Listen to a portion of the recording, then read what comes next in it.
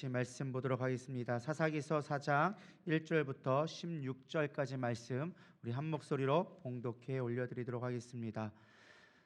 이 말씀은 살아계신 하나님의 말씀입니다. 에훗이 죽으니 이스라엘 자손이 또 여호와의 목전에 악을 행하매 여호와께서 하솔에서 통치하는 가나안 왕 야빈의 손에 그들을 파셨으니 그의 군대 장관은 하롯셋 학고임에 거주하는 시스라요. 야빈 왕은 철병거 900대가 있어 20년 동안 이스라엘 자손을 심히 학대하므로 이스라엘 자손이 여호와께 부르짖었더라.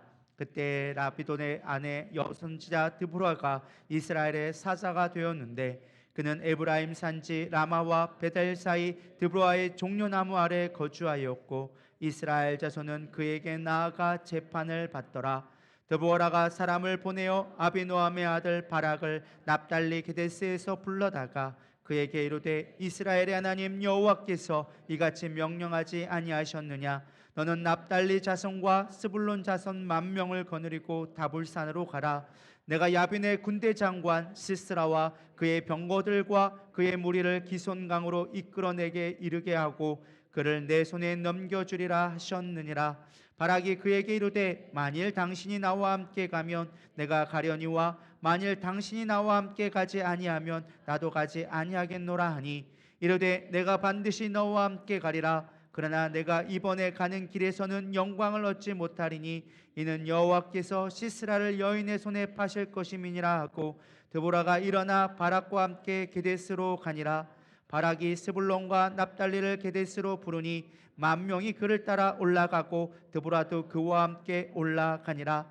모세의 장인 호밥의 자손 중 겐 사람 헤벨이 자기 사람 족속을 떠나 게데스에 가까운 사하나님 상수리 나무 곁에 이르러 장막을 쳤더라.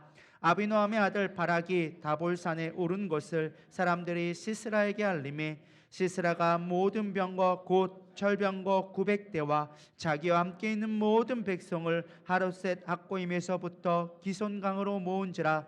드보라가 바락에게 이르되 일어나 이는 여호와께서 시스라를 내 앞에 넘겨주신 날이라. 여호와께서 너에게 앞서 나가지 아니하시겠느냐 하는지라. 이에 바락이 10,000명을 거느리고 다볼산에 내려가니 여호와께서 바락 앞에서 시스라와 그의 모든 병거와 그의 온 군대를 칼날로 혼란에 빠지게 하시며 시스라가 병거에서 걸어가 도망한지라. 바락이 그의 병거들과 군대를 추격하여 하롯셋 학고임에 이르니 시스라의 온 군대가 다 칼에 엎드려졌고 한 사람도 남은 자가 없었더라. 아멘. 자리에 앉으셔도 되겠습니다. 할렐루야. 우리가 지금 새롭게 새로운 시리즈를 하고 있는데 하나님의 전쟁에 대해서 우리가 같이 살펴보고 있습니다. 사실 하나님의 전쟁의 핵심은 다른 것이 아니라 하나님이 주관자이시다. 하나님이 이 땅의 주관자요 모든 문제의 해결자라는 것을 믿음으로 고백할 때 하나님의 전쟁에 우리가 승리하게 되리라 믿습니다. 지난 시간에 우리가 여리고성의 전투에서 살펴보았습니다. 혹시 기억하시나요? 철옹성과 같은 여리고성을 어떻게 우리가 넘을 것인가, 도저히 넘을 수 없는 문제 앞에 우리는 그 문제를 어떻게 넘어갈 수 있을까라는 제목으로 같이 나누었습니다.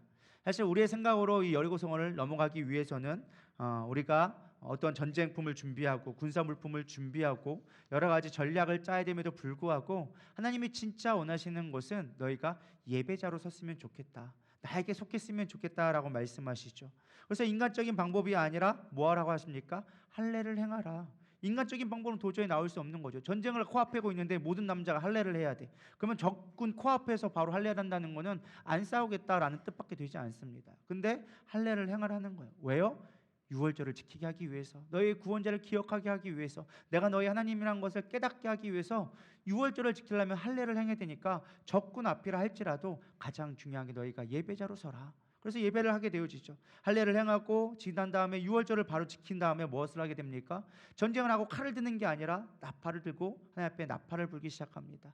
이때 전 쓰였던 나팔이 우리가 쓰는 트럼펫, 그런 은나팔이 아니라 양각 나팔, 제의식에 사용되는 양각 나팔을 불면서 하나님을 찬양하는 일을 하게 되어집니다. 침묵 가운데 하나님이 일하시기를 기도하며 마지막 때 7바퀴를 돌면서 하나님을 기억하며 나팔을 불 때 보이지 않는 하나님의 손이 나타나서 그 여리고성, 철옹성과 같은 여리고성을 하나님이 무너지게 했다라는 것입니다.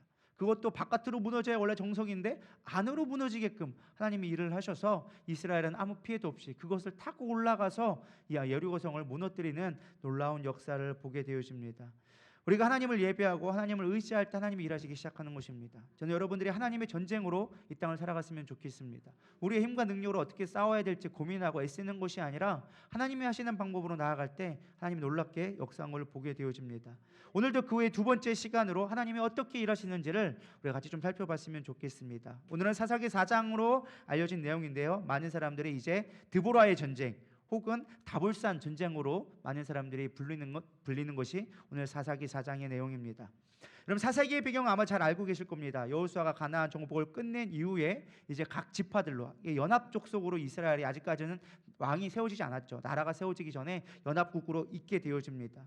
근데 이들이 어떻게 되어집니까? 왕이 없다라는 이유만으로 그들이 하나님 보시기에 악을 행하기 시작합니다. 그거를 신학자들은 악순환의 사이클이라고 이야기합니다. 어떤 원리죠? 이스라엘 백성이 하나님을 점점 잊어버리게 되어지는 거예요. 하나님이 주신 축복을 잃어버리고 하나님을 온전히 예배하지 않고 가나안의 풍습을 따라 하나님 보시기에 악을 행하기 시작하는 것입니다. 하나님은 이것을 보고 이들을 깨닫게 하기 위해서 주변 나라들을 일으켜서 이스라엘을 징계하기 시작합니다. 너희들 정신 차려라. 그리고 고난이 오기 시작하니까 이스라엘 백성들은 그때야 비로소 하나님 앞에 회개하고 우리를 살려주세요, 우리를 구원해 주세요라고 기도하기 시작합니다. 그럼 하나님은 그 가운데 이스라엘 중에 사사를 일으켜서 이스라엘을 구원할 수 있는 장수들을 만들기 시작하죠. 그러면 그들의 이제 다시금 구원을 얻고 회복하게 되어집니다. 그렇게 해서 한동안은 좀 평안하게, 사사가 지키는 동안은 좀 평안하게 있다가 시간이 지나면 또 까먹고 또 하나님 앞에 범죄하는 일들을 반복하게 되어집니다. 오늘 1절도 나와 있죠. 에훗이 죽은 후 이스라엘 자손이 어떻게 했다고요? 또 여호와 목전 앞에 악을 행하며. 뭐 했다고요? 또 악을 행했다. 또 악을 행했다. 이게 몇 번째냐? 벌써 네 번째라는 거예요. 네 번째나 또 악을 행했다라는 거예요. 사사기에서 사사가 몇 명이 나올까요? 12명이 나옵니다. 12명. 여러분들이 고민하지 말라고 제가 빨리빨리 대답해 드립니다. 12명이 나와요. 완전 숫자로 나오죠. 그래서 그만큼 끊임없이 그들은 하나님 앞에 또 다시 범죄하고 무려 480년 가까이를 범죄하고 하나님이 구원하고 범죄하고 하나님이 구원하는 모습을 보게 되어집니다. 언뜻 보면 이것이 악순환의 사이클, 죄악의 사이클이라고 우리가 볼 수 있지만 반대로 뒤집어 본다면 하나님은 그만큼 오래 참으시고 그만큼 우리를 구원해 주셨다라는 거예요. 죄악된 것으로 우리가 심판받을 수밖에 없는 그 끝을 향해 달려가는데 하나님은 그때마다 브레이크를 걸어주시고 하나님의 놀라운 구원으로 우리를 다시금 돌이키는 방법들을 끊임없이 하고 있습니다. 그래서 악순환의 사이클이 아니라 오히려 자비의 하나님, 자비의 사이클이라고 봐도 사실 우리는 무관할 것 같습니다. 저는 이 부분을 묵상하면서 사실 우리의 모습을 보게 되어져 있어요. 언제나 똑같이 반복되어지는 죄, 별로 색다르지도 않아요. 늘 하나님 보시기에 악한 죄를 짓는 우리들을 하나님은 놀라운 방법으로, 창의적인 방법으로 그때그때 상황에 맞게끔 우리를 돌이키게 하시는 하나님, 그 하나님의 은혜가 얼마나 큰지. 물론 그 방법이 우리 눈에는 억울하게 보일지도 모르겠습니다. 왜 고난을 주십니까? 왜 힘들게 하십니까? 왜 어렵게 하십니까? 원망될 때도 있지만 영적인 의미로 본다면 우리가 그것이 하나님이 얼마나 큰 은혜인지 깨닫는 저와 여러분 되기를 소망합니다. 하나님의 마음을 알아야, 하나님의 뜻을 알아야 우리가 진정한 구원받은 자로서 살아가게 되리라 믿습니다. 근데 중요한 건 이 죄가 어떻게 나오느냐, 도대체 하나님 보시기에 악한 죄가 뭐였느냐라는 걸 우리가 좀 살펴봐야 돼요. 성경에 보면 하나님 보시기에 악한 죄를 지었다. 도대체 하나님 보시기에 악한 죄가 도대체 뭘까 생각해 보면은 우리는 뭐 우상 숭배하고 막 살인하고 막 정의가 사라지고, 물론 이것도 맞는 말이에요. 그러나 가장 근본적인 건 무엇이냐? 불순종이에요. 불순종. 하나님 보시기에 악을 행했던 그 씨앗들이 뭐냐? 불순종에서부터 그 죄악들이 커지기 시작했다라는 것입니다. 그게 어디에 알 수 있느냐? 2절에 보면 나와요. 여호와께서 하솔을 통치하는 가나안 왕 야빈의 손에 그들을 파셨으니 라고 나옵니다. 뭐라고요? 파셨다라고 나옵니다. 성경에서 구원은요, 원래 영어로 말하면 랜섬, 값을 지불해서 샀다라는 표시입니다. 그러니까 하나님은 우리를 애굽의 땅에서 죄악된 우리를 구원으로, 하나님의 백성으로 값을 치러서 샀다, 구원했다라는 의미예요. 근데 여기서 뭐라고 해서 반대로 하나님이 오히려 파셨다라고 하는 거예요. 우리를 원래 구원해 주셨는데 하나님의 죄 가운데 돌아가지 않고 순종하지 아니하니까 하나님이 오히려 그것을 다시금 죄악된 것으로 파셨다라는 의미로, 사실은 좀 무서운 의미로 우리에게 이야기해 주고 있습니다. 그 결과가 무엇입니까? 다시금 애굽으로 돌아가게 되어집니다. 3절에 보면 뭐라고 나와 있어요? 그들이 뭐하게 됐다고요? 다시금 학대를 받게 되어졌다라고 나옵니다. 그게 어디서 나온 모습이었어요? 애굽에서. 출애굽할 때 그들이 애굽 사람들에게 학대를 당함으로 고통스러워 신음하였더니 하나님이 그들의 신음소리를 듣고 구원하였다라는 출애굽의 이야기가 다시금 나옵니다. 신학자들은 이걸 뭐라고 얘기하느냐? 반출애굽이라고 얘기합니다. 구원받은 거에서, 자유민에서, 우리가 평등하게 행복한 삶에서 다시금 학대의 삶으로, 다시금 애굽으로 돌아가는 삶, 종된 삶으로 돌아갔다라고 신학자들은 이야기하기도 합니다. 어쨌든 중요한 건 하나님은 이 과정 가운데 우리의 남겨진 그 불순종의 모습을 통하여져서 죄악된 이 심판의 길로 가게 되는 것을 보게 되어집니다. 사실 우리가 이 사사기를 이해하려면 우리가 좀 그 시대적인 좀 분위기를 잘 알아야 돼요. 잘 알려면 우리가 좀 쉽게 이해할 수 있는 요즘에 드라마가 나왔더라고요. 그게 뭐냐면 아스달 연대기라는 드라마예요. 혹시 보신 분 계시나요? 별로 안 보시는 분, 드라마를 안 좋아하시는 게 대부분 우리 교회 분위기인 것 같긴 한데 아스달 연대기라는 드라마가 있었어요. 몇 년 전에 사실 송중기가 나오고 막 해가지고 좀 떴다가 스토리가 조금 부진해가지고 요즘에 하고 있다가 조금 흐지부지된 영화, 아직까지 끝나진 않았는데 뭐 그런 영화가 있어요. 근데 그 시대 배경이 우리 사사기를 이해하기에 딱 좋아요. 그게 어떤 시대의 배경이냐? 청동기에서 철기로 넘어가는 시대. 그래서 아스달 연대기 보면은 막 철칼로 청동기로 싸우다가 내가 철병거를 만들어냈습니다 하면서 막 그 예언이 나오면서 철검 나오잖아요. 거기 이 시대가 바로 그런 시대예요. 막 철기가 막 나오면서 청동기에서 철기로 넘어가는 그 시대적 배경을 하고 있어요. 또한 부족 사회의 모습이 왕국 시대, 국가의 시대가 아니라 부족 연맹 체제를 하고 있었습니다. 그래서 부족 연맹으로 서로 해가지고 거기에 보면은 뭐 반달곰처럼 해가지고 무슨 종 나오는데 거기에 가장 대빵되는 게 뭐 대표가 나오고 막 그러잖아요. 그런 분위기가 사실 사사기 시대에 똑같이 있었습니다. 각 지파를 대표하는 사람들이 나오는 거예요. 이스라엘도 마찬가지예요. 12지파가 있었지만 연합국가라기보다는 한 나라라기보다는 12지파의 그냥 연맹체라고 보면은 거의 맞습니다. 그 중에 좀 힘 있는 자들이 나와서 그 나라 연맹을 보호하는 역할들을 감당하게 되어지죠. 특별히 여기 보면은 2절에 보면 하솔을 통치하는 가나안 왕 야빈이라고 나왔습니다. 사실 하솔이라는 한 지역을 통치하는 작은 왕이었어요. 근데 중요한 건 무엇이냐? 그가 가지고 있는 군사력이 너무 크다 보니까 가나안 전체를 다스릴 만큼 강력한 힘을 가졌던 왕으로서 칭호를 받게 되어진 것이죠. 사실은 그때는 이미 어떤 시대였어요? 여호수아가 이미 가나안을 다 정복했던 시기였어요. 이스라엘이 12지파가 나누어서 그 땅을 분배하고 남은 땅이었는데 갑자기 생뚱맞게 가나안 왕이 나와요. 이게 왜 그러느냐? 이 모습을 우리 성경 배경을 잘 이해해야 돼요. 이게 여호수아 11장 먼저 좀 봐봐야 돼요. 여호수아 11장을 보면은 사실 가나안 정복 당시 이미 여호수아가 하솔이라는 지역을 정복하게 되어집니다. 제가 시간이 좀 많으면 다 읽어볼 건데 여호수아서 11장 1절부터 쭉 나오는 얘기가 나옵니다. 그래서 하나님이 야 내가 너에게 주었다. 악삭과 북쪽 산지 긴네로 남쪽 아라비아 평지와 서쪽의 높은 곳에 있는 왕들과 동쪽과 서쪽의 가나안 족속과 아모리 족속과 헷 족속과 브리스 족속과 산지의 여부스 족속 비스바 족속 헤르몬 산 아래에 있는 히위 족속 사람들에게 다 넘겨주었으니까 네가 전쟁을 하면 이기게 될 거야 라고 하게 되어집니다. 그래서 여호수아가 실제로 전쟁을 하게 되어져요. 수많은 사람들이 모였지만 여호수아가 그들을 다 진멸하게 되어집니다. 근데 중요한 건 11장 13절 한번 같이 보도록 하겠습니다. 11장 13절 같이 읽겠습니다. 시작. 여호수아가 하솔만 불살랐고 산 위에 세운 성읍들은 이스라엘이 불사르지 아니하였으며. 하나님이 주신 명령이 있어. 다 내게 주었으니까 다 진멸해, 다 없애버려. 깨끗하게 한 다음에 너희들이 들어가서 너희의 나라를 세워. 내가 적과 꿀이 흐르는 땅을 주게 할 거야 라는 이야기를 하게 되어지죠. 근데 여호수아가 간과한 게 있었던 거예요. 그들을 처참했으니까, 그의 왕들을 죽였고 군사들을 다 죽였으니까 성읍들, 사람들은 납둬도 되겠지라고 쉽게 생각한 거예요.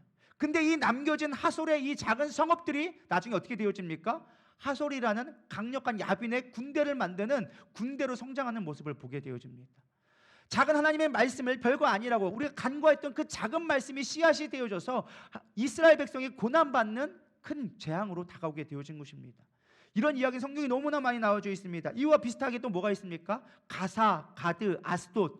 여러분 들어본 이름이죠. 어느 나라일까요? 좀 이러면 좀 어려워지죠. 블레셋이라는 나라가 나옵니다. 대표적으로 블레셋의 가장 큰 장수가 누가 있었을까요? 그것도 또 어렵죠. 골리앗이라는 사람이 있었습니다. 우리 잘 알고 있는 골리앗이 바로 가드 사람이었습니다. 블레셋 사람이 출신이라는 거예요. 끊임없이 이스라엘을 조롱하고 이스라엘을 괴롭혔던 그 블레셋이 사실은 이스라엘 전체 가나안 땅에 구석에 하나 자금 있는, 지금도 가자지구라는 그 작은 마을 동네 하나밖에 안 되는 거였는데, 사실은 이스라엘은 그것을 가나안 땅 수없이 큰 땅을 정복하고서는 그 땅을 너무 소홀하게 여겼던 거예요. 너희들 가나안을 정복하라 했는데 다 정복하지 않았어. 그들을 너무 가볍게 여겼어. 그들을 그냥 그들의 문화를 존중해주고 그냥 그거를 취했다라는 거예요. 그래서 하나님 보시기에 악하게 되어졌고, 그로 인하여서 그들이, 그 씨앗들이 결국은 이스라엘을 괴롭히는 가장 큰 원흉이 되었다라는 것입니다.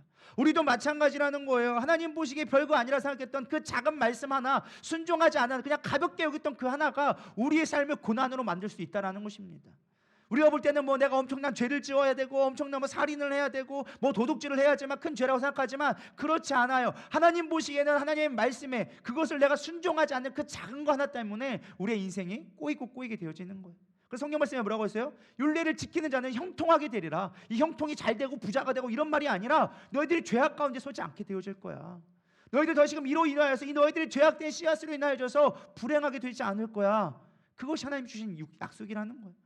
이런 말씀을 묵상하되 깊이 묵상하고 그 말씀을 지키기에 온 힘을 다하기를 소망합니다. 그저 그냥 아는 것으로 나 아는 거야 끝이야 라고 도망가는 것이 아니라 그 말씀을 지키기 위해 목숨 걸 때 하나님이 지키시고 보호하심을 믿으시길 바랍니다. 그럴 때 비로소 우리는 하나님의 전쟁으로 참여할 수 있는 조건이 되어지는 거예요. 하나님의 나의 하나님이 되기 시작하는 거예요. 할렐루야. 여러분, 성경을 보면 이와 비슷한 이야기가 있습니다. 아브라함을 보면 알 수 있어요. 하나님이 아브라함에게 약속을 주셔. 내가 너의 자손들에게 약속의 땅을 주리라. 하늘의 별과 같이 많게 하리라. 언약을 주세요. 최초의 언약, 아브라함의 언약을 주십니다. 그리고 그 언약을 맺기 위해서 고대 근동에서 했던 계약을 체결하기 시작합니다. 내가 이 약속 반드시 지킬게. 고대 근동에서의 계약은 뭐였어요? 제물을 드리고 제물을 반으로 반뚝 자릅니다. 그리고 그거를 딱 가려서 그 피가 흐르는 그곳을 서로가 지나가게 되어지는 거예요. 그 의미는 무엇이었어요? 내가 이 언약을 지키지 않으면 너도 이렇게 될 것이다 라는 의미를, 경고적인 의미였어요. 그렇기 때문에 그 계약은 반드시 지켜야 되는 것이었어요. 하나님이 그렇게 아브라함에게 계약하자고 합니다. 너는 집에서 키우는 것들을 가져다가 나와 너와 언약을 맺자. 내가 너를 반드시 이렇게 복된 땅으로 인도할 거야. 약속의 땅으로 너를 반드시 인도할 거야 라고 아브라함에게 언약의 약속을 주셨어요. 아브라함 그걸 지켰죠. 소도 바치고 염소도 바치고 양도 바치고 집 비둘기 작은 것까지 하나님 바치라고 했는데 이게 너무 작은 거예요. 아브라함 볼 땐 별거 아닌 거예요. 그래서 그걸 가지고 사실은 반을 쪼개서 계약을 해야 되는데 계약을 하지 않아서 그냥 제물로 바쳐버렸어요. 하나님께 너무 기쁘지 않아가지고 그거를 없애버리려고 설계를 보냈는데 쫓아버렸네. 어이 가라. 어디 제물에다 와가지고. 우리의 생각으로는 당연하죠. 제물이 있는데 설계가 와서 먹으려고 하니까 어디 이게 부정하게 완료하고 막 날려보냈단 말이죠. 하나님은 그게 의롭지 않았던 거였어요. 그래서 하나님은 어떻게 명령을 내립니까? 네가 나의 말에 작은 것에 충성되지 않아서 너의 자손이 400년 동안 광야 생활을 하게 되리라. 400년 동안 너희들이 종 가운데 생활하게 되리라. 그래서 이스라엘 백성이 400년을 여러분 고난 받으셨다면 믿으시겠습니까? 작은 거 하나지만, 별거 아니지만 이 작은 거 하나에 순종하지 않음으로 말미암아 엄청난 고난을 받게 되어지는 거예요. 우리는 그런 것들을 얼마나 많이 보게 되어집니까? 아브라함이 또 순종하지 않은 게 있죠. 내가 자손을 주리라 약속의 말씀을 주셨는데 못 믿었어. 25년 동안 약속해주고 내가 너에게 줄 거야. 그리고 약속 하늘 별 보여주고 막 땅에 별 보여주고 하나님 믿습니다. 그래 맞아요. 하나님 약속 주실 거예요. 믿음을 반응했는데 10년이 지나도 안 되네. 여러분 말이 10년이지 나이가 85세에서 95세가 됐는데 안 줘. 여러분 어떻게 하겠어요? 하나님도 약간 조금 뻥치시네. 하나님도 뻥치시나. 아유 도대체 언제까지 하시려고 그러고. 그래서 어떻게 되어져요? 자기 방법을 취하는 거예요. 그래서 이스마엘이 되어지고, 이스마엘이 지금까지 전쟁하잖아요. 여러분 예루살렘 가면 가장 먼저 보는 게 뭔지 아세요? 분리장벽을 보게 되어집니다. 왜요? 하도 전쟁 일으키니까 안 되니까 중간에 딱 넘어오지 말라고 아예 5m짜리 성벽, 7m짜리 성벽을 만들어 버렸어요. 그래서 뺑 둘러가지고 니들 나오지 마. 창살 없는 가막을 그냥 만들어 버린 거예요. 그게 지금 이스라엘 땅에 가보면 여러분 볼 수 있는 지극이에요. 그게 누구의 후예들이에요? 이스마엘의 후예들이에요. 이스마엘 후예와 예루살렘 이삭의 후예가 지금도 싸우고 있는 거예요. 아브라함의 작은 선택 하나, 하나님 앞에 순종하지 않은 그 하나 때문에 지금 그대로 고생받고 있다는 거예요. 우리가 그 하는 작은 선택, 작은 그 불순종이 어마어마한 결과를 맞는다는 거예요. 돌아와서 내 삶의 문제가 그렇게 큰데 어쨌든 우리가 알지 못하는 그 죄로 인하여서 고난받을 때 그럼 우리는 어떻게 이겨낼 수 있는가라는 것을 좀 살펴보기를 원합니다. 어떻게 우리 이길 수 있을까? 첫 번째로 살펴볼 것은요. 우리 3절 2절 다시 한번 보겠습니다. 여호와께서 하솔을 통치하는 가나안 왕에게 야빈손에게 그들을 파셨으며 그들이 학대받았다. 아까 얘기해봤습니다. 근데 하나님이 부르짖는 자들에게 구원하기 시작하는데 4절 그때 라피도스 아내 여선지자 드보라가 이스라엘의 사자가 되었다라고 이야기합니다. 하나님은요 놀라운 방법으로 우리를 구원하기 시작하세요. 그래서 그거 아십니까? 사사기에 나온 수많은 사람들이요 정상적인 사람이 별로 없어요. 멀쩡한 사람들이 별로 없어. 우리가 볼 때는 이스라엘 구원, 이 위기 가운데 구원할 사람이 똑똑하고 힘있고 능력있고 리더십 있는 사람들이 나와야 정상인데 절대 그렇지 않습니다. 우리 아까 1절에 나온 에훗 어떤 사람이었을까요? 에웃? 노래가 있어요. 난 왼손잡이야. 우리 이적이 불렀던 노래, 좋은 분이 있을 것 같아서 불러드렸는데 별로 사람들이 반응이 없어서 1부 때도 반응이 없던데 2부 때도 반응이 없으시네요. 왼손잡이 에웃이라는 사람이 나옵니다. 이 왼손잡이 에웃은 누구였느냐? 불구자예요. 장애자예요. 성경에서 왼손잡이는요, 사회 약층으로서, 불구자로서, 장애인으로서 사람들에게 인정받지 못한 사람이에요. 지금이야 뭐 시대가 좀 좋아져서 장애인들을 좀 대우해주고 우리가 보호해줘야 된다 막 이렇게 하지만, 당시 시대는요, 이 장애인은요 사람 취급도 못 받았어요. 개보다도 못한 존재였어요. 근데 그런 사람이 이스라엘을 구원한 자로 쓰임받게 되어집니다. 오늘 특별히도 등장하는 사람이 누가 나와요?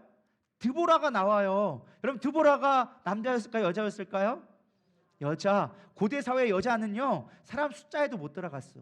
그냥 종보다도 못한 존재가 사실은 여자였어요. 근데도 불구하고 사사로 부름받았다라는 것은 어마어마한 거예요. 뭐 지금과 같이 뭐 여성 국방부 장관 나오고 여성 대통령 나왔다, 지금이니까 그냥 그게 넘어가는 시대지, 당시에는 대통령이 여자가 나왔다는 거와 똑같은 말이에요. 어마어마한 사건이 사실은 이루어지게 되어집니다. 그럼 나중에 지금 우리가 오늘은 다루진 않겠지만 뒷부분에 보면은 야엘이라는 사람이 나옵니다. 여자가 그 시스라를 죽이는 장본인이 되어져요. 아무도 장군도 못 죽였던 그 시스라를 한 여인이 사실은 죽이는 그런 일들이 벌어지게 되어집니다. 참 재밌지 않습니까? 세상에서 인정받지 못하고 약한 자가 하나님 그 약한 자를 들어서 놀랍게 역사하시는 모습. 오늘 그것이 우리의 모습이 되기를 소망합니다. 나는 연약하고 할 수 없고 부족한 자이지만 하나님이 쓰시면 그 환경 조건은 아무것도 아니라는 거예요.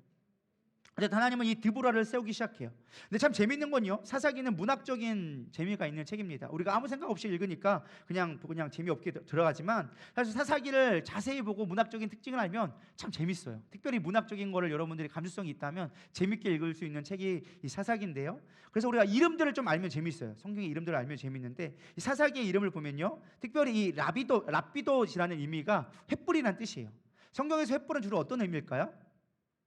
어둠을 밝히는 것, 어둠에서 이제 빛의 역할을 감당하는 것, 그것이 소망을 주는 것이 횃불의 역할입니다. 그러니까 소망을 주는 거예요. 여호와께서 소망의 아내, 누구? 여선지자 드보라가 나옵니다. 여러분, 드보라의 이름 뜻이 무엇일까요? 그것도 또 모를 거라 당연히 제가 생각하고서는 답을 알려드리도록 하겠습니다. 꿀벌이란 뜻이에요. 꿀벌. 꿀벌. 전혀 생뚱맞죠. 왜 갑자기 꿀벌? 우리의 관점으로 보면 그 드보라 이름이 별거 아닌 것처럼 보이지만 사실 자세히 보면 참 재밌어요. 꿀벌인데, 성경에서 사실 꿀은요 그냥 우리가 생각하는 뭐 몸에 좋은, 건강에 좋은, 맛도 좋은 달콤한 그게 아니라 정의를 상징합니다. 정의를, 의미를 상징하는 게 있어요. 그래서 우리가 잘 알고 있는 가나안 땅을 뭐라고 비유해요? 젖과 꿀이 흐르는 땅. 그러니까 많은 사람, 어떤 사람들 진짜로 막 강물이 뭐 하얀 젖이 흐르고 막 꿀이 어디서든 막 나오는, 막 석청이 막 나오는 막 그런 거로 상징하는데, 뭐 그렇게 풍요로운 땅이라고 생각하지만 그렇지 않습니다. 여러분, 실제로 이스라엘 가보지만 그냥 광야가 거의 대부분이에요. 사막지대 되어 있고 오죽했으면 막 사해 사막이 있을 정도로 막 산악이 거의 대부분이에요. 그래서 밑에 땅에서 이렇게 올라가면은, 저기 여리고나 이렇게 올라가면요 막 귀가 멍멍해져요. 막 순간 막 고도가 막 400m, 500m로 막 차를 타고 올라가니까 귀가 멍멍할 정도로 그렇게 거의 산악 지형이에요. 보이는 게 딱 광야일 뿐이에요. 근데 하나님은 그거를 젖과 꿀이 흐르는 땅이라고 얘기해 주고 있어요. 어디 봐서 뭘 봐서 젖과 꿀이 흐르는 땅이냐? 이게 영적인 의미가 있다라는 거예요. 젖은 사랑을 의미합니다. 그래서 사랑을 의미하고, 나중에 내가 보면 좀 이따 나오는 야엘은 염소라는 뜻인데 젖을 주는 자, 사랑을 베푸는 자라고 나오져 있고요. 사실 꿀은 하나님의 정의를 상징하기 때문에 젖과 꿀이 흐르는 땅이라는 것은 사랑과 정의가 풍성한 곳이 이 가나안 땅이 된다라는 하나님의 약속을 의미하고 있는 거예요. 그렇기 때문에 여기서 보면은 드보라는 어떤 사람이 되어야 될까요? 꿀벌이에요. 정의를 나르는 사람이 되어줘야 돼요. 이것만 해도 좀 재밌지 않나요? 근데 더 재밌는 건 뭔지 아세요? 5절에 보면 참 재밌게 나와져 있어요. 그는 에브라임 산지의 라마와 베델 사이에 드보라의 어디요? 종려나무 아래에 있다라고 얘기합니다. 종려나무, 이런 종려나무 보셨나요? 못 보셨나요? 여기 나와 있잖아요. 여기 종려나무. 사실 종려나무는 아니에요. 엄연히 말하면 종려나무는 아닌데 이렇게 생겼어요. 그래서 나무처럼 돼가지고 이런 이파리 이렇게 빼죽한 게 나와져 있으면서 거기서 맺는 열매, 저렇게 주렁주렁 이렇게 밥풀처럼 생긴 게 사실은 우리가 잘 알고 있는 종려나무 열매예요. 근데 여러분들이 종려나무 열매를 되게 어렵게 생각하지만 여러분 다 드셨을 거예요. 아니, 내가 어떻게 먹어봤어? 담임 목사님이 사가져 왔어요. 대추야자라고. 대추야자라고 여러분 먹어본 그 되게 단 거 있잖아요. 엄청 단 거. 그게 바로 이 종려나무의 열매예요. 그래서 젖과 꿀이 흐르는 땅에 있을 때 그들이 실제로 봤던 거는 꿀이 흐르는 땅을 봤어. 성경에서 나오는 꿀은 우리가 생각하는 벌꿀이 가져와가지고 석청으로 먹는 그런 양봉의 꿀이 아니라 여기서 나오는 대추야자 열매의 진액을 꿀이라고 얘기했어요.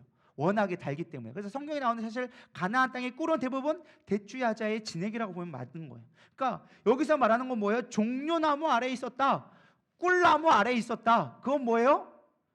꿀벌이 꿀나무 아래에 있었다. 별 반응들이 없으셔. 이렇게 문학성이 좀 떨어지신 것 같아. 얼마나 성경이 재밌어요. 우리는 이걸 모르니까 그냥 그런가 보다. 드보라가 종려나무 아래에 있었네. 그냥 무슨 나무의 아래에 있었네라고 생각하지만 그게 아니라 지금 이스라엘 백성들이 읽을 때 이걸 어떻게 떠올리는 거예요? 야, 꿀, 정의를 지금 실행하는 자야. 근데 지금 정의 아래에서 꿀벌이 되어져서 정의를 나르는 드보라가 되어져서 지금 이스라엘을 정의로 구출하려고 하는구나. 이런 게 막 떠올라야 정상인 거예요.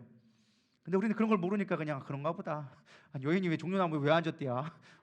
뭐 포도나무도 있고 뭐 여러 가지 있는데 왜 하필이면 종려나무야? 뭐 올리브나무는 아니었대야? 막 이렇게 생각할 수도 있는 거죠. 그러니까 이게 사실은 다 의미를 갖고 만들어진 시편이라는 것입니다. 그래서 정의를 실행하는 자로서 드보라를 하나님이 세우기 시작해요. 그래서 우리가 드보라의 전쟁으로 알고 있지만 사실은 드보라는 전쟁에 참여는 했지만 실제 전쟁을 한 사람은 아니에요. 전쟁을 할 수 있는 정의로운 사람들을 뽑은 자가 바로 드보라예요. 선지자는. 그래서 나오는 게 뭐냐? 6절에 드보라가 사람을 보내어 아비노함의 아들 바락을 세웠다라고 얘기합니다. 바락을 불렀다. 여기도 참 재미있어요. 우리 이름을 참 보면 재미있는데 아비노함 무슨 뜻인 것 같아요? 아버지는 자비로우시다라는 뜻이에요. 아비노함이 아버지는 자비로우시다. 근데 그의 아들을 보내요. 그의 아들이 누구예요? 바락. 바락은 여러분 어렵지 않아요. 벼락. 벼락의 뜻이 벼락이란 뜻이에요. 성경에서 벼락은 어떤 뜻을 갖고 있느냐? 심판을 의미합니다. 정의의 심판을 얘기할 때 보통 벼락을 하나님의 벼락, 천둥이 쳤다 하나님의 임재가 나타났을 때 정의를 실현하는 그 심판의 의미를 벼락을 치는 것을 의미합니다. 그러니까 하나님은요 우리를 사랑하셔서 그 자비로움으로 말미암아 그의 아들을 보냈는데 그의 아들이 누구예요? 심판의 왕이라는 거예요. 여러분 이게 이해되지 않지만 이 부분을 잘 이해하면 누가 떠올라야 돼요? 예수 그리스도가 떠올라야 정상인 거예요. 우리는 왜요? 하나님은 자비한 하나님, 은혜한 하나님이 세상을 이처럼 사랑하사 그의 독생자를 보내셨으니 이를 믿는 자마다 영생을 얻게 하려 하심이라. 이게 바로 그 모습이에요. 바락이 뭐예요? 심판자. 예수님이 이 땅에 심판주로 오신 걸 여러분 믿으십니까? 성령이 오셔서 하는 일이 뭐예요? 그가 의에 대하여, 죄에 대하여, 의에 대하여, 심판에 대하여 알게 하는 것이니라. 우리가 죄인이라는 걸 알게 하시는 거예요. 그리고 의의 구원에 대해서 얘기해주고 하나님 이 땅에 심판주로 오셨다라는 걸 보여주는 거예요. 그게 바로 예수 그리스도를 의미하는 거예요. 바락의 의미가 바로 그거예요. 지금 너희들과 어둠 가운데 있지. 내가 하나님 가운데 어둠의 빛을 들어서 너희들 가운데 진리를 보여줄 거야. 내가 은혜의 하나님이야. 은혜의 아버지야. 그래서 내 아들을 보내서 너희들을 심판자로서 그 아들을 세워서 너희들을 구원할 거야 라는 것이 이 사사기 속에 사실은 숨겨진 문학적인 의미라는 거예요. 얼마나 재밌습니까? 아는 사람만 재밌으리라 믿습니다. 저는 아무튼 묵상하면서 참 재밌었어요. 막 새벽 2시에 일어나가지고 묵상하고 있는데 잠결에 보면서 하나님 그래요. 하나님 구원자로 오셨지 막 했는데 여러분 깨닫기를 소망합니다. 드디어 이제 본론으로 들어갈 건데요. 이제까지 해놓고 무슨 이제 12대에서 본론이냐. 우리가 중요한 본론이 뭐였어요? 여호와의 전쟁을 어떻게 치를 것이냐. 이게 사실 중요한 문제거든요. 어떻게 여호와의 전쟁을 할 것이냐. 하나님을 신뢰하는 자에게 하나님은 여호와의 전쟁을 하게 하신다라는 것입니다. 우리 8절 다 같이 읽어보겠습니다. 시작.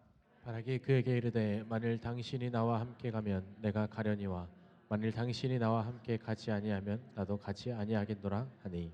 사실 이 부분이 해석학적으로 많은 목사님들과 많은 주석들이 조금 혼용되어지는, 조금 잘못 해석되어지는 부분 중에 뭐 꼭 틀리다고는 얘기할 수는 없지만 조금 오해되는 부분들이 있어요. 여기서 바락이 나왔는데 내가 바락을 불렀다라고 막 얘기합니다. 그리고 너는 가서 10,000명과 데리고 가서 싸우라 하는데 갑자기 생뚱맞은 얘기예요. 바락이 드보라에게 얘기하는 거예요. 만일 당신이 나와 함께 가지 않으면 난 안 가겠습니다 라고 얘기하는 거예요.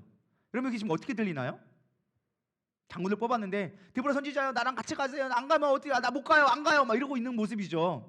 언뜻 보면 이 모습을 많은 목회자들과 수많은 설교자들이 뭐라고 했겠냐?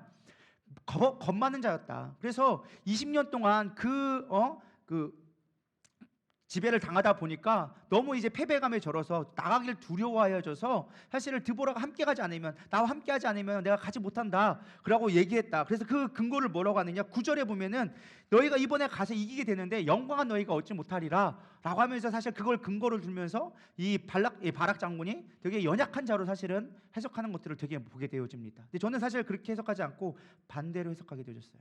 무엇이냐? 바락은 사실 믿음의 사람이었어요.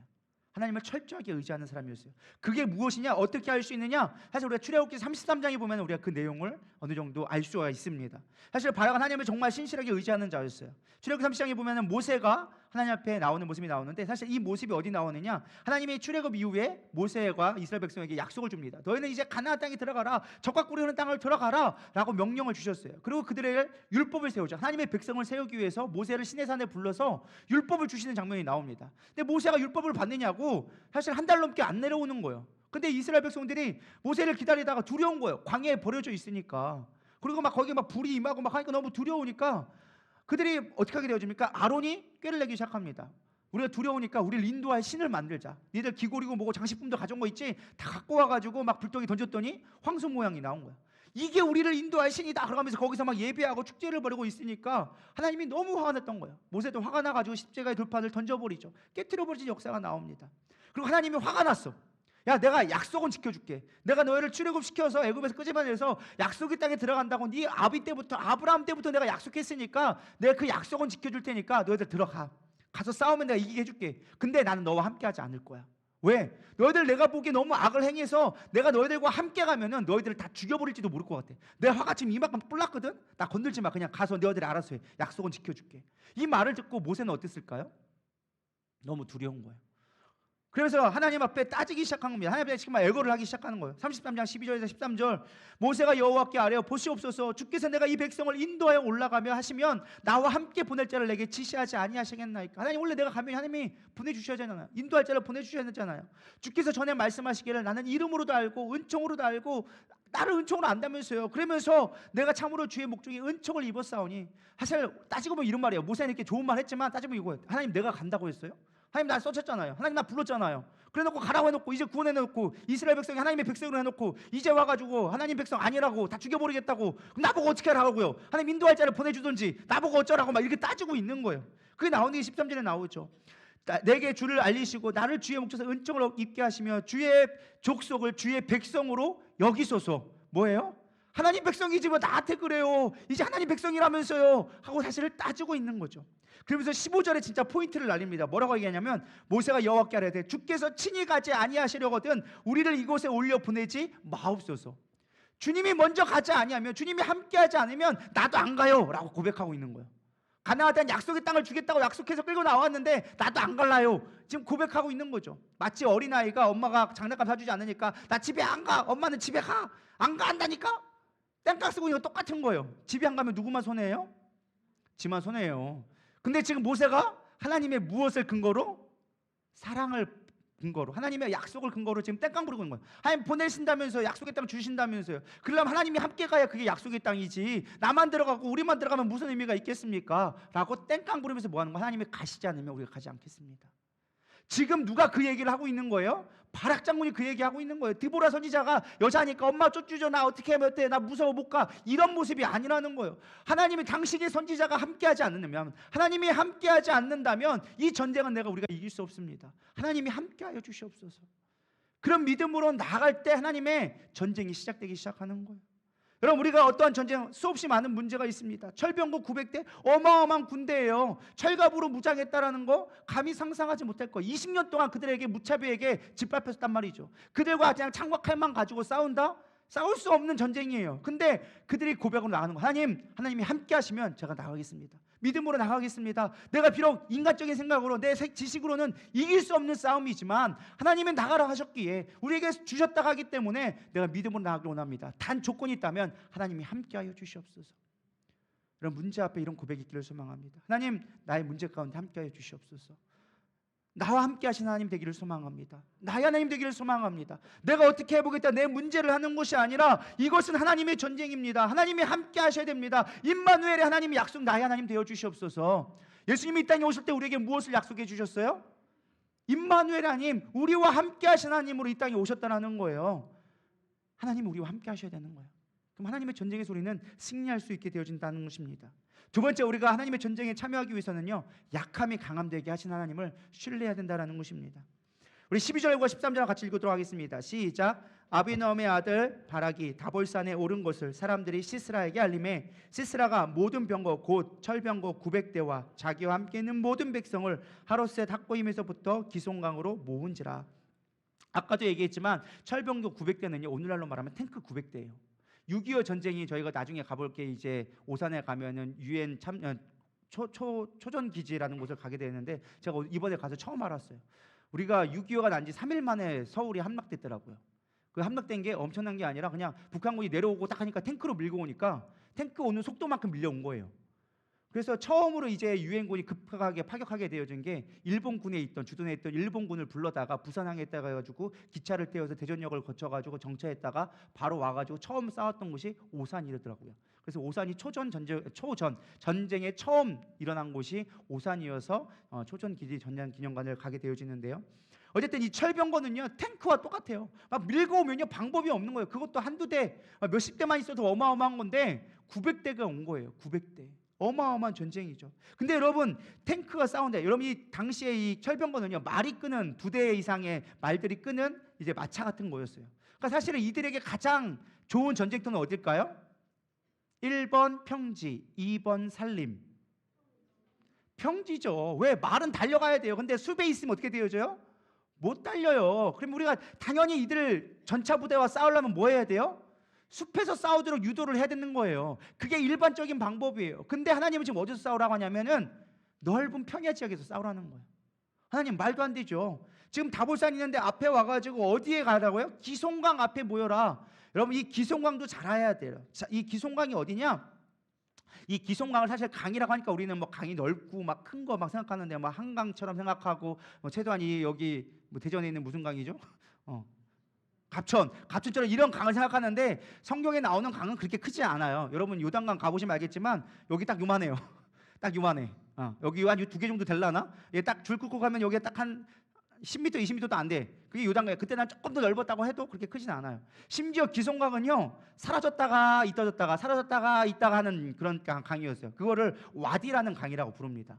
이게 이스라엘은 건기와 우기가 있어요. 그래가지고 있는데 이게 땅에 따라 틀려요. 이게 땅이 흙이면 비가 오면 흡수돼가지고 밑으로 딱 빨려 들어가서 강이 안 생기는데 이쪽 지역은 이게 안반 지역이다 보니까 이게 진흙이 모래가 쌓여져 있어요. 그러다 보니까 비가 오면 밑에가 안반 지역이라 순간 얘들이 흡수가 안 되고 막 모여들기 시작하는 거예요. 그럼 조금만 지대가 낮으면 그것이 순간 강으로 불어나기 시작하는 거예요. 그거를 와디라고 얘기해요. 강인 강인데 맨날 있는 강이 아니라 우기 때만 잠깐 있다 사라지는 강이에요. 그러니까 이런 강이 있는 거예요. 근데 하나님은 그런 평지에다가 모이기 시작하는 거예요. 실제로 이 지도를 보면 알겠지만 원래는 사실은 저 위에 있었어요. 그래서 납달리와 스불론에서 모아서 군대를 모아라. 스불론 지파와 납달리 지파를 모아서 전쟁을 하라는 거죠. 근데 원래 있던 그 장군이 어디 있었어요? 시스라가 하롯셋 학고임이라고 저 위에 있었어요. 그 위에 있다가 이들이 스불론과 납달리에서 이게 중간에 모이는 거죠. 중간에 이제 산지가 있는데 이게 왜 이렇게 뺑 돌아왔느냐? 우리가 볼 땐 이해가 안 가지만 이 이스라엘 지역은요 해안가 지역으로 길이 발달되어져 있습니다. 그래서 이쪽으로 위로 가면 다 산악으로 가야 돼요. 전차를 끌고 가려니까 산악으로 갈 수 있어요? 없어요?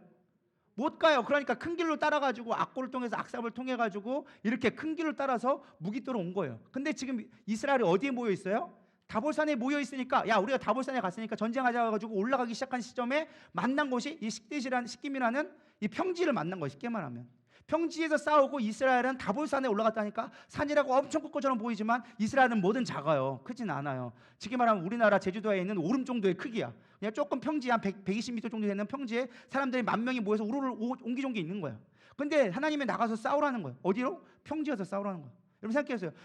아무리 위에 있어서 앞으로 돌격한다고 할지라도 창막칼을 가지고 밑에서 전차 부대가 막 달려오면 이길 수 있을까요? 못 이겨요. 도저히 이길 수 없는 전쟁을 하나님은 하라는 거예요. 하나님 멀쩡하게 싸워도 어려운데 왜 이렇게 하나님 가장 약한 곳에서 가장 우리에게 취약한 곳 우리가 싸워 이길 수 없는 곳으로 하나님 우리를 보내십니까? 그 이유가 있었다라는 거예요. 사실 성경에 보면요 이 사사기 4장에 보면은 여전히 우리가 여리고성 전쟁 때와 같이 별로 성경에 기록되어 있지 않습니다. 그냥 아주 쉽게 나와요. 15절 여호와께서 바락 앞에서 시스라와 그의 모든 병거와 그의 온 군대를 칼날로 혼란에 빠지게 하심에 시스라가 병거에서 내려 걸어가 도망간지라. 아주 심플하게 얘기했어요. 그냥 싸웠는데 칼에 혼돈되어서 죽었다. 이게 끝이에요. 졌다. 아니 뭐 싸웠는데 뭐 좀 스펙타클하게 나와야 될 거 아니에요. 뭐 여리고성 전쟁하면 멋있게 했는데 그게 아니었어요. 그냥 싸웠더니 졌다. 이걸로 끝났어요. 앞에는 막 이렇게 막 화려하게 그냥 주구장창 다 써놓고서는 전쟁은 딱 하나로 끝났어. 그러니까 이게 황당한 거죠. 근데 이 뒤에 이야기가 5장에 나와요. 사사기 5장의 내용은 무엇이냐? 앞에 있는 전쟁을 승리하는 승전가로 사실을 기록해 놓은 노래예요. 노래. 그러니까 우리나라 말하면은 오 필승 코리아 하면 뭐 떠올라요? 월드컵. 어저께 축구 열심히 우리 이겼잖아. 2대1로. 저는 1대1 전반전 보고 너무 졸려가지고 자가지고 이기는 걸 못 봤는데 2대1로 이겼다고 하더라고요. 새벽에 설교 준비하다 그걸 봤어요. 그래서 2대1로 이겼는데 어쨌든 중요한 건 오필슨 코리아 하면은 우리가 그 2002년에 월드컵을 떠올리면서 그 16강을 가고 막 4강에 갔던 그 영광을 떠올리는 것처럼 이들에게 이 드보라의 노래는 그들이 전쟁 가운데 승리했던 것을 떠올릴 수 있도록 만든 노래가 이 드보라의 노래예요. 근데 여기에 어떻게 전쟁을 이겼는지 자세히 기록되어져 있어요. 자세하기보다는 시적으로 표현해놨어요. 아까 얘기했지만 사사기는 문학적인 책이다. 그래서 시적으로 표현했는데 4절 보면 이렇게 나와져 있어요. 뭐라고 나오냐면 여호와께서 주께서 세일산에서 나오시며 에돔들에서부터 진행하실 때 땅이 진동하고 하늘에 물이 내리고 구름도 물을 내렸나이다. 힌트, 뭘로 이겼을까요? 비가 내리기 시작한 거예요. 비.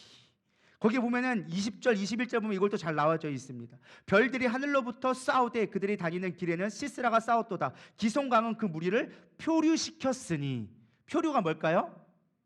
물에 흡수려 가는 걸 표류라고 얘기하는 거예요. 하나님이 비를 내리기 시작하는데 여기 재밌는 표현이 별들이 하늘에서부터 싸우대. 이게 무슨 표현 같아요? 그럼 싸울 때 어떤 소리가 날까요? 우르르 쾅쾅 천둥소리 나는 거예요. 그러니까 하늘에서 별들이 싸워가지고 막 천둥이 치고 하늘이 요동해가지고 갑자기 장맛비가 그냥 쏟아져 내리기 시작하는 거예요. 그러니까 순간 그 평지였던 곳이 순간 홍수가 나가지고 수많은 기병들이 진흙탕에 빠져서 다 죽게 되어진 거예요. 이게 하나님이 하시는 방법이라는 거예요. 이거를 진창, 엉망진창이라고 그러죠. 여러분 엉망진창이 그냥 나온 말이 아니라 이게 삼국지에 나오는 이야기예요. 참 재밌는 거 많이 알려주죠. 삼국지에 나온 이야기인데 제갈공명에 있는데 싸우려고 했어요. 진창이라는 성이 있었어요. 진창의 성이 있었는데 거기서 막 하는데 여기에 버티고 있는 거예요.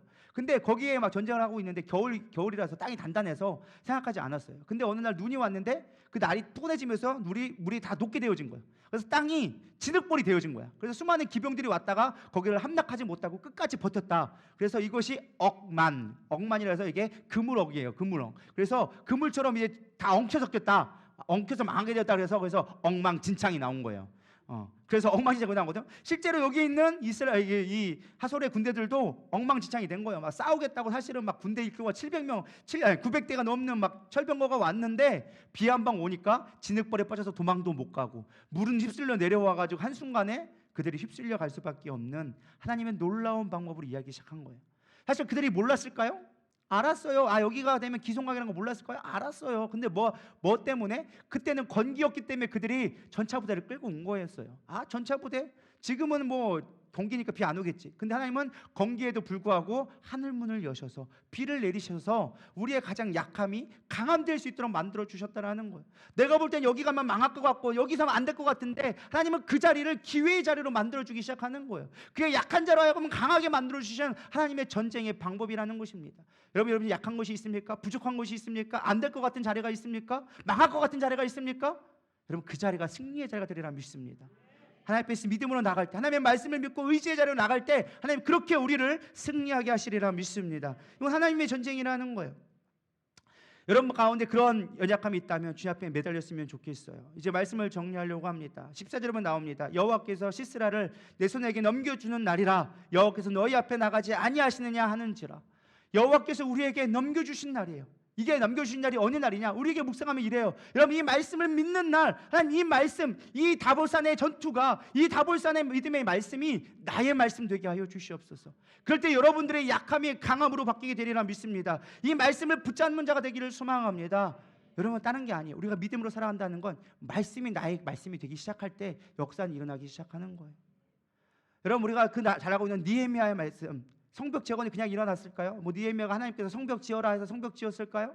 아니에요. 하나님이 그 느헤미야가 성경 말씀을 묵상하는데 70년이 되면 내가 다시 회복하게 하리라. 그 말씀을 내가 믿고 반응했더니 그 말씀을 이루기 위해서 내가 할 수 있는 것이 무엇입니까? 나의 약한 것을 가지고 내가 있는 걸 가지고 무엇을 하면 되겠습니까? 계산한 끝에 성벽을 짓기 시작한 거였어요. 약속의 말씀이 지금 나의 살아있는 말씀이 되기 시작할 때 역사는 일어나기 시작하는 거예요. 이스라엘 백성들이 말씀을 몰랐을까요? 알고 있었어요. 이미 머릿속에 바삭하게 알고 있었어요. 근데 그 말씀이 나의 말씀이 되지 않고 살아있는 말씀이 되지 않으니까 그냥 성경책에 기록된 말씀으로 그치게 되어진 거예요. 오늘 여러분이 하나님의 전쟁에 참여하고 싶다면, 여러분의 삶 가운데 놀라운 변화, 내 약점의 강점이 되기 원한다면 하나님의 말씀에 철저하게 순종하시기를 원합니다. 그 말씀이 나의 말씀이 되어지고 나의 생명의 말씀이 되어지면 하나님 그거를 바꾸기 시작하는 거예요. 하나님의 전쟁으로 바꾸기 시작하는 거예요. 약해서 안 될 것 같고 여기 가면 질 수밖에 없는 곳도 하나님이 그곳에 생명이 있게 하시고 능력이 있게 하셔서 여러분 삶을 바꾸기 시작한다는 것입니다. 여러분을 두렵게 하는 것이 무엇입니까? 시스라의 장군이 여러분을 두렵게 합니까? 900명의 철병거가 여러분 가운데 두렵게 합니까? 여러분들의 철병거는 무엇입니까? 여러분들의 시스라는 누구입니까? 그들을 향하여 여러분 믿음으로 고백하십시오. 하나님이 너의 손에 맡겼다. 오늘 너의 손에 맡겼다. 우리가 말씀으로 믿고 나갔을 때 그들은 이제 우리의 밥이 되어진 걸 여러분 믿으시길 바랍니다. 사실 이 뒤에 더 많은 이야기가 있어요. 나중에 이제 시스라가 도망가고 이제 야엘의 집에 머물게 되어집니다. 뭐 그 뒤에 이야기를 해도 또 한편의 설교가 나오기 때문에 제가 하다가 중간에 잘랐어요. 너무 많아가지고. 근데 결론은 그거예요. 어쨌든 한 여인, 야엘이라는 여인, 원래 11절에 나왔죠. 원래 이 모세의 집안이었어요. 근데 이들이 이스라엘을 떠나서 이방족들과 가나안족들과 짝짝꿍이 됐던 집안이었어요. 그러니까 이 시스라가 전쟁이 패배하니까 피하려고 짝짝꿍 됐던 그 이스라엘 족파 중에 그 가운데 몸에 되어진 거예요. 근데 그 가운데 야엘이라는 여인이 믿음의 눈을 들어서 지금 우리의 속할 곳은 이 적군의 편을 드는 것이 아니라 이스라엘에 나는 속한 자로 살아야겠다라는 그 결심을 하게 되어져서 그 처음에는 선대하게 되어지죠. 물을 달라고 하니까 우유를 주고 젖을 먹이고, 그리고 재운 다음에 이불을 덮어주고 마치 어린아이 달래듯이 재운 다음에 그의 관자놀이에 말뚝을 박아서 사실은 죽이게 되어집니다. 그래서 여인으로 하여금 영광을 얻게 되리라는 것이 이 야엘이라는 여인 때문에 나오게 되어지는 거예요. 우리가 볼 때는 아무것도 아닌 것 같지만 하나님은 그렇게 놀랍게 역사할 수 있는 거예요. 그러면 마지막 중요한 말씀이 나옵니다. 마지막 말씀이 뭐라고 나오느냐? 오늘 말씀이 그거예요. 23절, 이와 같은 이날에 하나님이 가나안 왕 야빈을 이스라엘 자손에 굴복하게 하신지라. 우리는 어때 잘못 보면요, 드보라가 전쟁을 한 것처럼 보입니다. 바락이 전쟁을 한 것처럼 보이고 야엘이 하나님 이 시스라를 죽였다고 생각할지 모릅니다. 근데 가만히 성경은 뭐라고 기억하느냐? 하나님이 굴복하게 하신지라. 주어를 잘 봐야 돼요. 이것은 우리의 전쟁이 아니라는 거예요. 드보라의 전쟁이 아니었고 바락의 전쟁이 아니었고 하나님의 전쟁이라고 얘기해주고 있는 거예요. 하나님이 이스라엘을 앞에 굴복하게 하신지라. 여러분 삶 가운데 하나님이 주인공 되게 하십시오. 여러분 인생의 주어가 하나님이 됐으면 좋겠습니다. 내가 무엇을 했다, 내가 무엇을 어떻게 했다가 아니라 하나님이 어떻게 하셨다는 걸 여러분 증명해내는 삶이 되어졌을 때 그것이 하나님의 전쟁으로 바뀌기 시작하는 거예요. 여러분 가운데 무엇을 할지 모르겠습니까? 하나님 앞에 매달리셔야 돼요. 하나님 앞에 매달리셔야 돼요. 하나님 편에 서야 돼요. 이 야엘이 하나님 편에 섰던 것처럼. 사실 다윗도 그랬잖아요. 다윗의 아내였던 아비가일이 그랬잖아요. 남편 나발이 있는데 도와달라고 하니까, 하나님 편에 쓰라고 하니까 싫다고 거절했어요. 나는 사울의 편이다 라고 하면서 거절했어요. 근데 누가 합니까? 아비가일이, 지혜로운 여인이 내가 서야 할 곳이 어딘지 분별함으로 말미암아, 하나님의 서야 되는 걸 알므로 말미암아 다윗을 도와주죠. 그로 인하여서 물론 나발이 하나님의 심판으로 죽게 되었지만 이제 왕으로서의 그 역할을 감당하게 되어지죠. 우리 삶도 마찬가지입니다. 어느 편에 서야 할지를 여러분은 깨달아야 돼요. 내가 세상에 속할지 하나님께 속할지, 내가 하나님 말씀에 순종할지 세상의 논리로 살아갈지 여러분 결단하셔야 한다는 거예요. 그럴 때 내 삶이 하나님의 전쟁으로 바뀌고 세상을 다스리시는 하나님이 우리의 삶을 주관하게 되신다는 거예요. 이런 그 믿음으로 하나님의 전쟁으로 승리해 나가는 우리 누리다 성도 되기를 축복합니다. 이 시간 찬양하며 나가면 우리 기도하며 나가겠습니다. 이 땅을 다스리는 분, 주님의 거룩하신 하나님, 당신의 전쟁으로 승리케 하여 주시옵소서. 믿음으로 고백하겠습니다.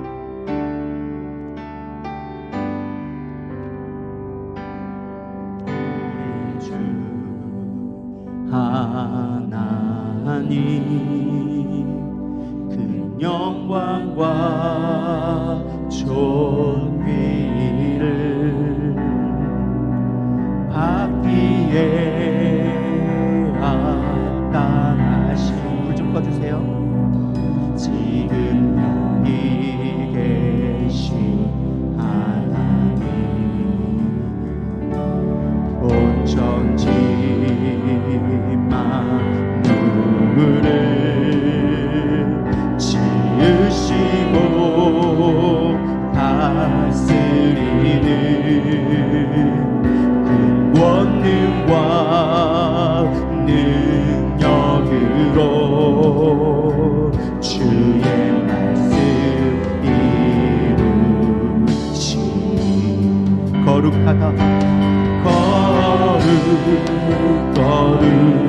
거룩거룩하다 거룩하다 주 하나님 곧 전능하시기요 하나님 나라의 만에 주임대 하실 때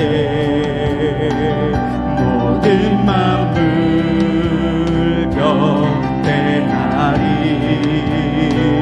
어둠 권세 물러가네 오셔서 다스리시네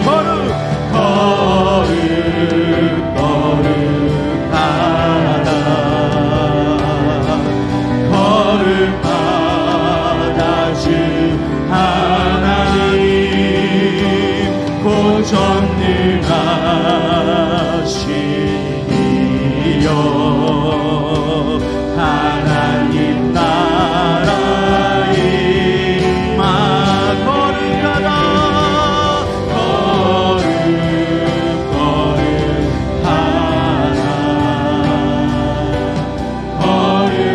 거룩하다 주 하나님 곧 전능하시니요 하나님 나라 임하네 어제도 계셨고 오늘도 계시며 이제 곧 오시리와 어제도 계셨고 오늘도 계시며 이제 곧 오시리와 어제도 계셨고 오늘도 계시며 이제 곧 오시리와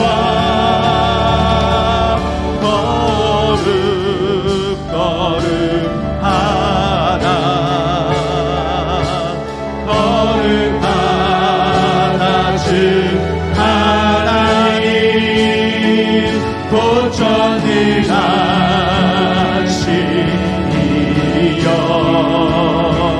하나님 나라의 만에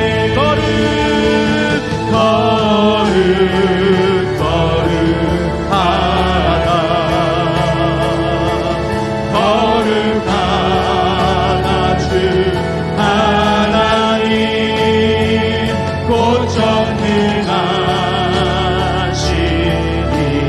전능하시니요 하나님 나라의 만에 그리고 말씀을 생각하면서 여러분 가운데 가장 약점되어지는 것이 무엇이 있습니까? 오늘 말씀을 의지하여 줘서 하나님 내가 믿음으로 나가기를 원합니다. 하나님이 나와 함께 하신다면 내가 비록 볼 때 이 전쟁은 실패할 수밖에 없고 우리가 무너질 수밖에 없지만 하나님 그런 약함을 강함으로 바꾸셔서 반드시 이기게 하실 그 하나님 하늘 문을 여셔서 은혜의 비를 내리셨을 때 우리의 놀라운 역사를 경험하게 하고 보게 하신 하나님 그 하나님을 내가 신뢰하기를 원합니다. 내 앞에 보여지는 환경의 문제들을 보지 아니하고 하나님이 하실 위대한 역사 하나님이 하실 그 일에 내가 아버지 나가기 쓰임받기 원하오니 나를 사용하여 주시옵소서 믿음으로 반응하게 하여 주시옵소서 우리 고백하며 주여 세 번 부르며 기도하며 나가도록 하겠습니다. 기도하시겠습니다. 주여 주여 주여 하나님 우리 믿음에는 무엇이 있습니까? 무엇을 보며 살아가고 있습니까? 날마다 약감하며 아버지 실패하며 넘어지는 우리의 모습 수없이 고난 가운데 있다고 울부짖으며 우리의 잃어버렸던 구원의 능력을 회복하게 하여 주시옵소서. 다시금 구원의 능력이 내 안에 회복되기를 소망합니다. 다시금 하나님의 능력을 믿음으로 바라보기를 소망합니다. 그 말씀이 오늘 내게 응하게 하여 주시옵소서. 이 말씀이 나에게 살아있는 말씀으로 되게 하여 주시옵소서. 온전히 그 말씀에 순종하게 하여 주시옵소서. 불순종으로 말미암아 우리에게 오는 수없이만 고난, 그 문제의 해결은 오직 하나님께 있음을 고백합니다. 하나님 함께하여 주시옵소서. 믿음으로 서게 하여 주시옵소서. 오 주님 여호와의 간늘수로 위카라 연늘수로 바꿔라봐 위로와 간늘수로 바꿔 우리를 무너지게 만들며 좌절하게 만들고 낙담하게 만들고 실패하게 만들며 원망하게 만들고 불평하게 만드는 모든 악한 악의 생각들은 혼의 생각들은 이 시간 끊어질지어다. 이 시간 모든 혼의 생각들은 끊어질지어다. 모든 혼의 생각은 끊어질지어다. 하나님이 주신 비전, 하나님이 주신 소망, 하나님이 주신 약속의 말씀을 믿으며 서게 하여 주시옵소서. 오 주님,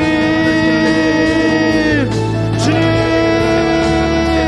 주여 우리와 함께하여 주시옵소서. 나와 함께하여 주시옵소서.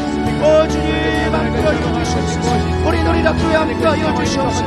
하나님 우리 누리락교회 많은 아버님들 가운데 있습니다. 아버지가 넘지 못할 산이 있습니다. 한 그릇 앞에 산을 함께하여 주시옵소서. 구주의 아버지의 성령의 거룩하려고 준비 중에 있습니다. 우리가 볼 때는 아버지가 막막합니다. 어찌 넘어가야 할지 모르겠습니다. 어찌 지정들을 이겨야 할지 모르겠습니다. 그러나 주님이 함께 하시면 반드시 이기리라 믿습니다. 우리의 주신 그 언약의 말씀을 믿음으로 나가게 하여 주시옵소서. 안 될 것 같은 곳에 길을 내시며 사막에 길을 내시며 강물을 내시는 하나님, 사막에 강을 내시는 하나님이 나의 하나님의 길을 수락합니다. 함께 하여 주시옵소서. 주님 이 시간 이름 부어주시옵소서. 우리 누리자의 성도 한 사람 한 사람의 마음을 만져주시옵소서. 말씀이 믿어지게 하여 주시옵소서. 전능하신 하나님이 나의 하나님 되게 하여 주시옵소서. 이 시간 내 마음으로 풀어갖고 하나님께 도전하며 나가는 결단하는 시간들 되게 하여 주시옵소서. 우아대 연들스러워 위켜라 연들스러워 주님 연약한 영을 사용하여 주시옵소서. 저들의 심령 가운데 성령의 능력으로 가슴이 뜨거워지게 하여 주시옵소서. 다시금은 성령의 불로 불타오르게 하여 주시옵소서. 전도의 소망을 갖게 하여 주시옵소서. 믿음의 아버지 불러서 도전하는 우리의 믿음이 될 수 있도록 주님 역사하여 주시옵소서. 하나님이 함께하기를 원합니다. 하나님 우리 안에 있는 수없이 많은 적군들이 있습니다. 감당할 수 없을 만한 철병거가 우리를 끊임없이 농락하며 우리를 무너뜨립니다. 그럴 때마다 우리는 두렵습니다. 내가 가진 것으로 싸울 수 없는데, 내가 가진 것은 너무 연약한데 1만화 군사로 900의 철병거를 어떻게 이길 수 있습니까? 그런데 하나님 우리에게 말씀하십니다. 기손 땅으로 가라, 평지로 가라, 내가 그곳에 승리를 주리라. 하나님 우리 눈에 볼 때는 그곳에 싸울 수 없습니다. 살림으로 가야죠. 하나님 우리의 안전한 곳으로 가야죠. 그래도 소망이 있는 곳으로 가야죠. 근데 하나님 왜 이곳으로 보내십니까? 이곳에 무슨 소망이 있다고, 이곳에 무슨 능력이 있다고 나를 이곳에 보내십니까? 그러나 하나님 그곳에서 하늘문을 여셔서 하나님이 다시금 출애굽 홍해를 가르치는 것처럼 그들을 물살로 아버지 떠나가게 하시고 온전히 하나님의 능력으로만 이길 수 있는, 하나님의 영광을 볼 수 있는, 하나님의 전쟁에 되게 하시는 그 능력을 목도하게 하셨던 것처럼 하나님 나의 삶 가운데 그렇게 하나님이 역사하는 것을 보기를 원합니다. 안 될 것 같은 그 자리가 생명의 자리가 되게 하여 주시옵시고, 안 될 것 같은 사람이 믿음의 사람으로 변화되는 놀라운 역사를 우리가 보게 하여 주시옵소서. 믿음으로 도전하기를 원합니다. 믿음의 눈으로 보기를 원합니다. 오늘 이 말씀을 내가 내 말씀으로 믿기를 소망합니다. 그 말씀에 온전히 순종하기를 원합니다. 하나님 그렇게 역사하여 주시옵소서. 하나님의 전쟁은 끝나지 않았습니다. 지금도 역사하시고 어제도 오늘도 역사하시는 그 하나님, 그 거룩하신 하나님, 능력의 하나님이 나의 하나님 되게 하여 주시옵소서. 임마누엘 하나님 되게 하여 주시옵소서. 우리가 다시금 힘을 얻고 우리의 혼의 생각들, 우리가 실패자로 낭망하는 자로 아버지 좌절하게 만드는 그 모든 혼의 생각들은 끊어버리고 하나님의 생각으로, 하나님의 믿음으로 우리가 나아가게 하여 주시옵소서. 이제는 우리 주 예수 그리스도의 은혜와 하나님의 무한하신 사랑과 성령님의 내주 교통 위로하심이 이제 하나님의 말씀을 의지하여 줘서 하나님 나의 약함을 들고 나가지만 하나님의 강력하실 것을 믿음으로 나가는 이들 위해, 이들의 가정과 사업 위에 이제로부터 영원토록 함께 있을지어다. 아멘.